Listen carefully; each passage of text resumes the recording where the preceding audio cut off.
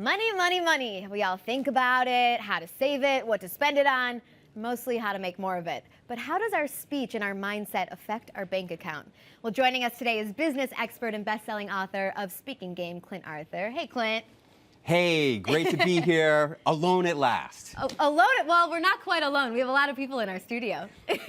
Well, let's get started with it and help people to make more money. And by the way, this is not if you're just a public speaker. This is if you're anybody. If you have a job, you have a boss, you have a business, or if you want to manage your kids and make them do things better for you, a lot of what we're going to talk about is going to help you to do any of that. I love it. Okay, so you're saying that speech and our mindset has a lot to do with making money. What do you mean? Your words are going to determine what your results are in your life. So there are 5 things you should never say and 5 things you should always say if you want to make more money. Okay, what are the 5 things we should never say? Okay, the first thing you should never say is, let me think about it, because that's just chicken. That means you're chicken to say no. Okay. Just say no. Save people time and say no if you mean no, or yes if you mean yes. Save the time. And the other side of that is, you should think about it. That's a chicken salesperson who is afraid to make the person say no. Tell the person to make a decision.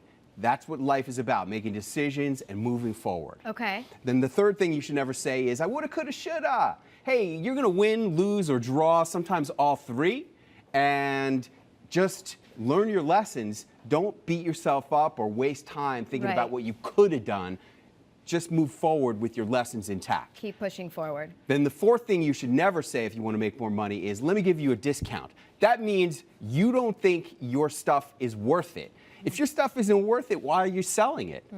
Why are you trying to get anything for it? Price it properly. That's a hard one. It really is. And the other side of it is, give me a discount. The funny part about asking for a discount is that really means you don't think you're worth it. Really? If you ask for a discount? Yeah. I don't agree. I ask for discounts all the time.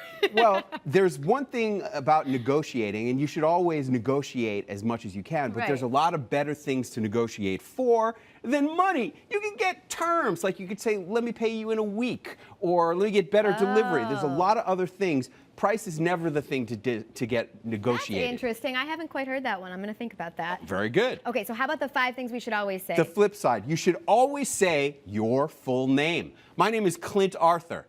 And when I call up a restaurant and say, hey, I want to come in for dinner at 8 o'clock, this is Clint Arthur, the person is thinking, well, I don't know who Clint Arthur is, but he sure sounds like he's somebody. Interesting. You should always say your full name. Okay. The second thing you should always say is give me the money. Give me the money. Hey, there's not like a million people standing on street corners handing out $100 bills. Okay.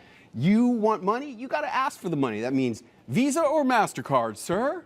Or would you like to buy this? Ask for Clint, the money. we only have a few seconds, so what are the last 3, quickly? The third thing is, can we pull them up?